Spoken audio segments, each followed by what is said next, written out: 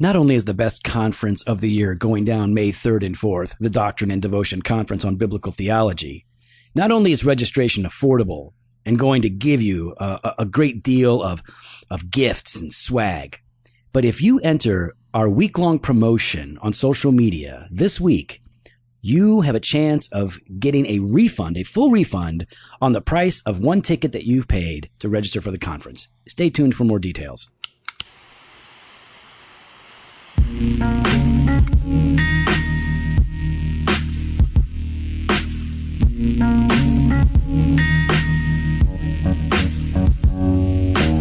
Welcome to Doctrine and Devotion, a podcast exploring Christian faith and practice from a Reformed Baptist perspective. My name is Joe Thorne. I'm the lead pastor of Redeemer Fellowship in St. Charles, Illinois. I'm Jimmy Fowler, executive pastor at Redeemer Fellowship. Guess who's back? Guess who's back? You're back. I'm back, yeah. You're back. And here I am. You are back in brown, is what I'm you back, are. yes, You are I back am in back. brown. I'm back to where I should be. You are super brown. What is super You're brown? super. This Before is you the were, way I'm supposed to always look you were like. kind of brown. You were edging into Anglo. Okay, before you left, I was getting frustrated. for Jamaica. People were confusing you for full Anglo. Yes, they were. But now you come back and I'm back to where I should be. You're very well. I don't know if it should. I mean, No, it just I'm back, is. I'm It is back what it to is. the way the Lord has made me. That is not so. The Son made you that way. not the Lord. Yes, the Son of God. Yes, No, not has made me S-U-N, this way S-O-N. because you know what? He is. No, wait, I got that backwards. What? I said, yeah, you're never mind. Oh, I'm just everyone, saying. listen back to whatever Joe said. The heresy that Joe just dropped All I'm on saying us. is you look good. You look good. It's kind of like what Joe was preaching today. Oh, really? And he goes, you know what Jesus says here is what in Greek is translated as truth bomb. And I was like, oh, that was good. Good job. The Greek here means truth bomb. And then it's like, no, it doesn't, but it could, you know. People were like writing it down like, oh, truth bomb. I like that. Truthos bombos. Oh, got it. Sounds great. So, man, I'm back. I'm so glad how to was be it? back. I mean, It was I know, fun. but like people It don't was know. Great. Really? Dude, I should say obviously. Oftentimes, my vacations are still workations. Yeah, you're working just where the sun is. That's the only difference. Yeah, as long as I got my iPad, a headset, and my cell phone, I'm good. But you were able to disconnect. Yes. So I would only, I think just maybe a couple hours in the morning. Yeah. Go through a few things and then done. Yeah. I was done. So yeah, Michelle was happy. The kids loved it. They loved it. Pictures are awesome. We'll put up a couple of pictures that you took so people can it was see a lot what of it fun. was like. Yeah, I'm going to go back. Now, did you miss me? Did you think about me though? Oh, yeah. Cool. Yeah. Yeah. You didn't like, text as much or FaceTime as much. You know what? The reception wasn't very good. Really? Because I feel Yeah. like you were busy doing stuff No, online. I mean, it was that was Wi-Fi, and Oh, is it? Okay. I got it. Yeah, All I right. couldn't Just do saying. it through All right.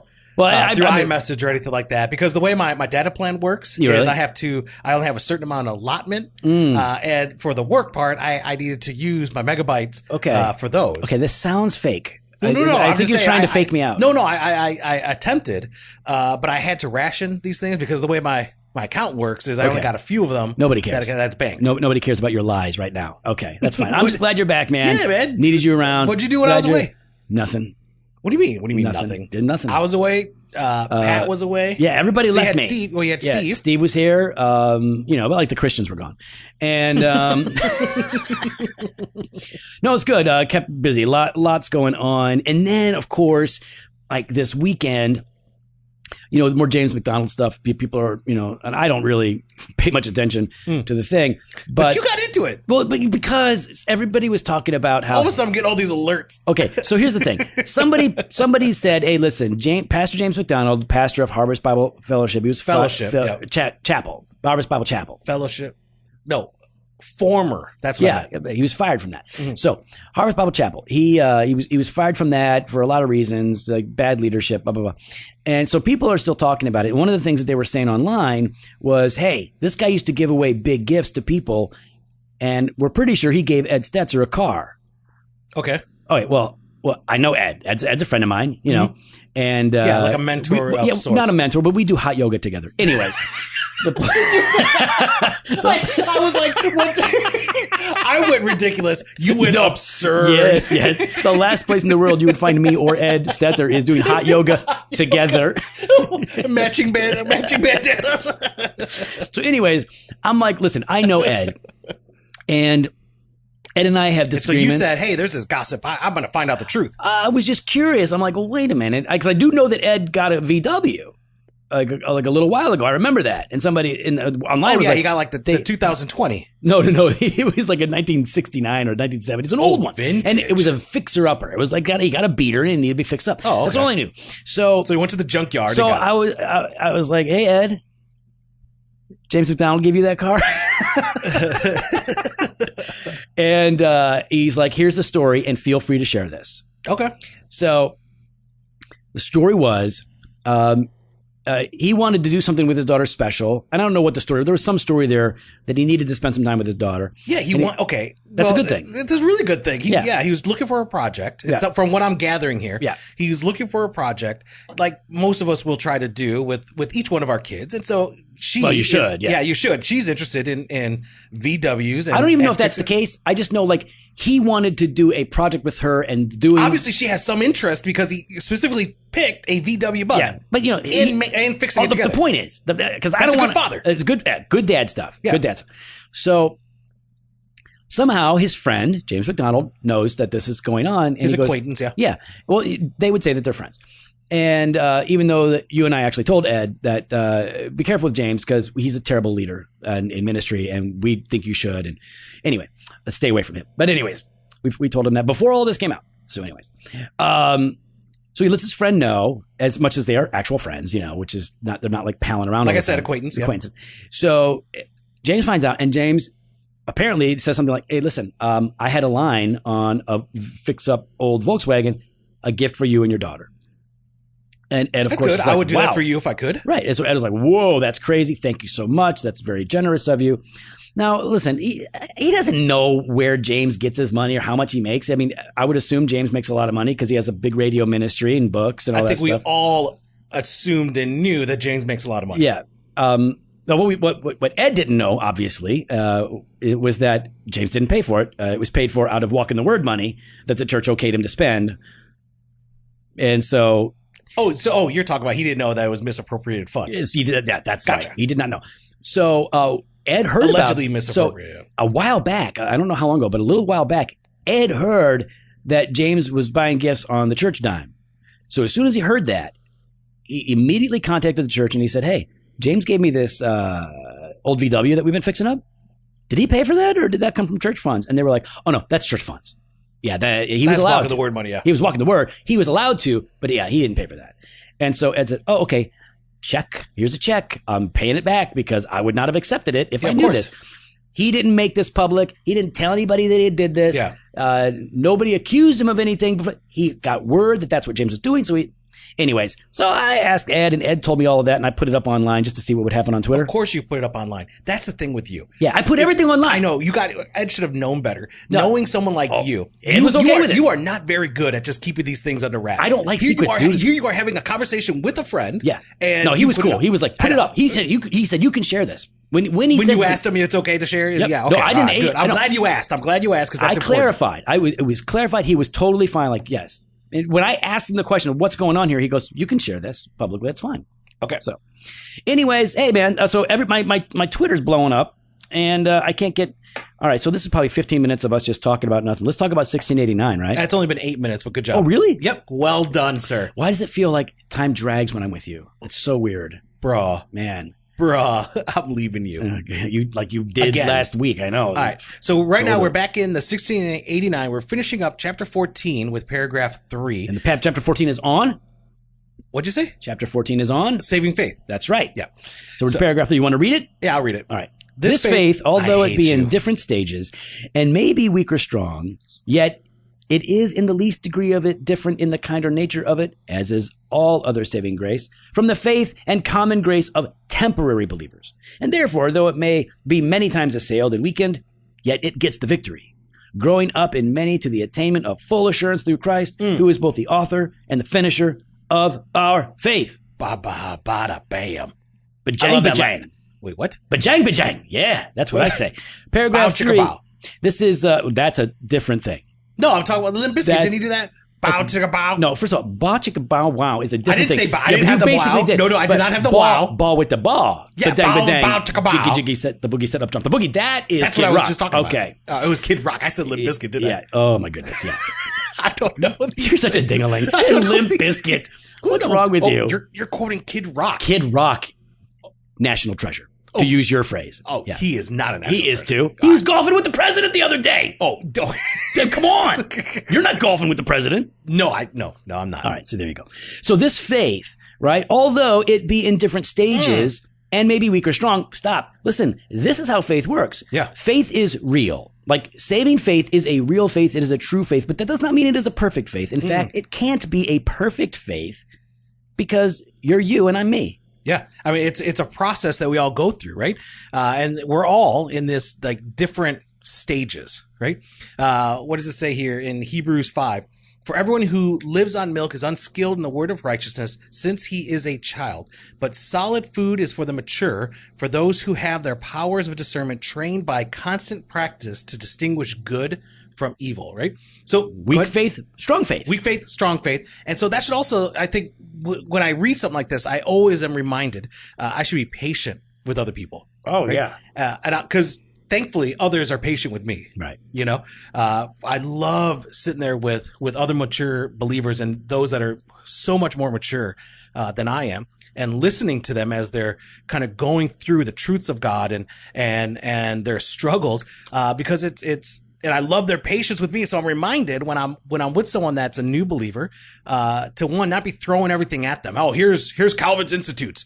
Read the whole thing before we meet next week. How come you don't know what propitiation is, bro? Oh gosh, yeah. And then And then you use all the big words to try to make them feel. You know what I mean? It makes Yeah. people feel like, oh, why am I such an outsider here? Yeah, we don't take the time to explain or to unpack. And we expect, and again, a lot of the time when we expect a lot from a young Christian, when we are expecting more from them than is fair, it is not because we're hard cases. Sometimes it is. Oftentimes it's just because we're so excited and we forget, I didn't learn this in the first year of my Christian life.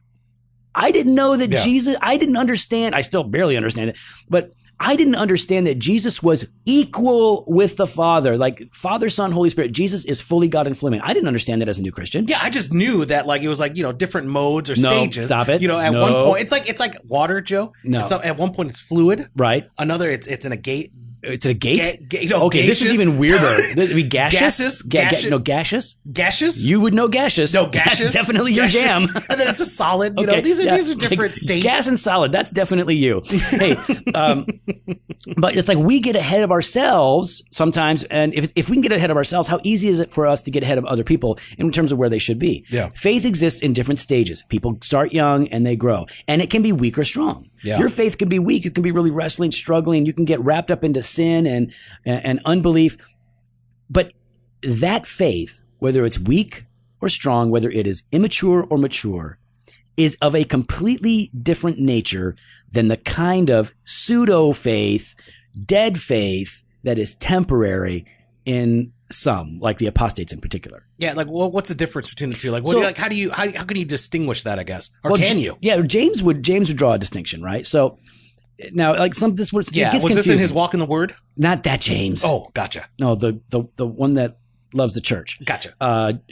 James, the brother of Jesus, half brother of Jesus. Don't confuse me.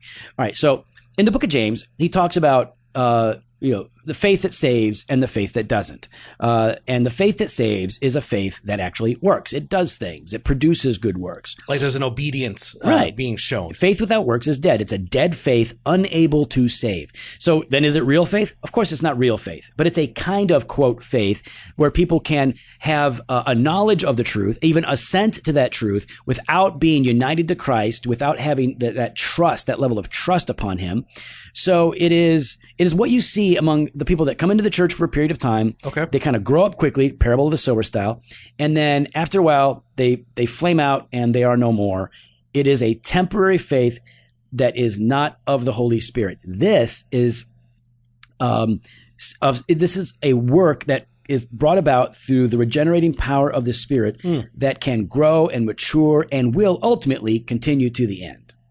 Yeah, it says, yet it is in the least degree of it different in the kind of nature of it as of it, as is all other saving grace from the faith and common grace of temporary believers, and therefore, though it be many times assailed and weakened, yet it gets the victory. I like that. It gets the victory. boom, That's a it- tattoo. It gets the victory. That's a good one. I like that. That is. Okay, we'll work on We'll that. do this together. Jofo, it gets the victory. Oh, no. Yeah, I like that. You Here we like go. that? Here we Okay. go. So,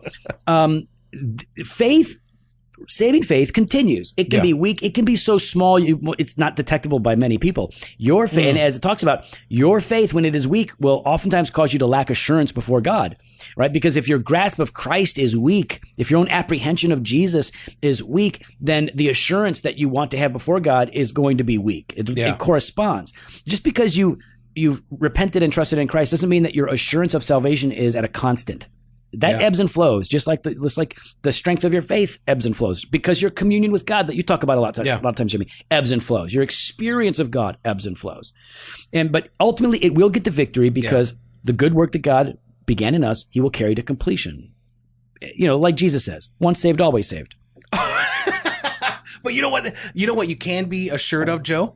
You can be Salvation in Christ if your faith is strong. Well, We just said that. Yeah, and that the Doctrine and Devotion Conference, May 3rd and 4th, is going to be off the hook. And you don't need divine grace to be assured of that. Oh, no. You can just know that. So, Joe, we're kind of doing a little giveaway. We're kind of doing a little All right, reimbursement listen, love. here's the thing. We are so generous. We're so giving that, and listen, church ain't paying for this. We're paying for this. That's how generous we are. That's how legit we are. Too legit to quit. Yeah. Okay, maybe not. No, here's the thing. We love the listeners of the podcast, and we love to give away stuff. Now, sometimes we're able to give away things from publishers, right, that don't cost us anything. But what we're doing right now is we're going to give away a free registration to somebody who's already registered. How does that work? Here's how it works. If you have already registered for the conference and you participate in our social media event for this week promoting the conference, if you participate in that and use the right hashtag, we're going to choose a winner. And one of those winners who has already registered for the conference gets a full refund, but they still get the ticket. They still get the swag. That's right. You get money to spend on Jimmy and Joe when you're here. To show So us we how did much you this love last us. year. People loved it. We're going to do it again. And if you haven't registered, you can go register now and still participate in this giveaway. And so, Joe, in the show notes, we're going to have a graphic as well as the like a little blurb. You're going to need to share the graphic on Facebook, Instagram, and or Twitter. The more times you enter, the more of a chance you'll have to be chosen.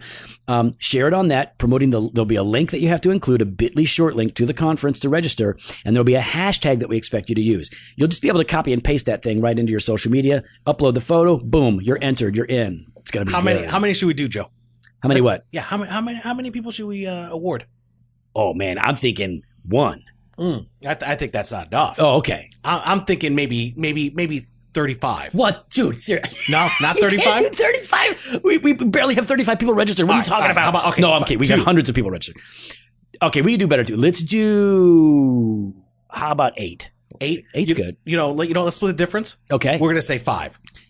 Isn't half of 8 4? Yeah, but I'm going to go 5. Are you doing my math? Yeah, I'm doing your math. I'm going to round up. We're to going that to give away 5. So we're going to pick 5 winners. Yep. If you've registered, free refund. Full refund of your ticket cost. And that way you can buy more swag, go out to eat, whatever you want to do with that money. So head on over to drdevotion.com/conference. All right, listen up. This faith, though it can exist in different stages and maybe weak or strong, is of God, right? And so it has a different nature than the common and temporary faith that exists in non-believers. And even though it many times will be assailed and weakened, it will get the victory, growing up in many to the attainment of a full assurance through Christ. That assurance, we just want to hit this again. That assurance.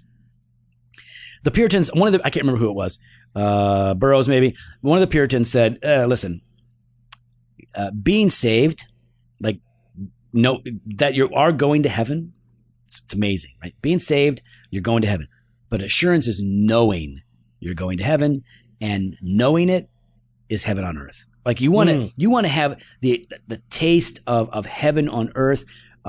Then you find that in assurance, right? The assurance that you belong to Christ, Christ belongs to you, and that only comes when faith is strong. And when faith is weak, it tends to erode and go away. Yeah, I mean, the author of Hebrews writes in 6, 11, and 12, and we desire each of you to show the same earnestness, to have the full assurance of hope until the end, so that you may not be sluggish, but imitators of those who through faith and patience inherit the promises. So that you have this assurance, that doesn't mean slack off.